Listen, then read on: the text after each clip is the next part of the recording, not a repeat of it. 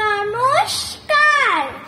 কবি অন্নদাশঙ্কর রায়ের কবিতা খুকু ও খোকা। তেলের শিশি ভাঙলো বলে খুকুর পরে রাগ করো।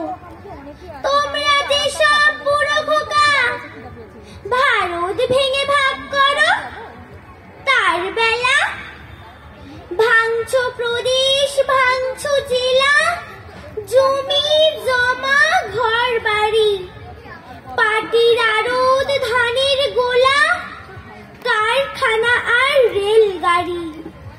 তার বেলা চায়ের বাগান, কয়লা খনি, কলেজ, থানা, আপিস ঘর, চেয়ার টেবিল, দেওয়াল ঘড়ি, পিয়ন, পুলিশ, প্রফেসর।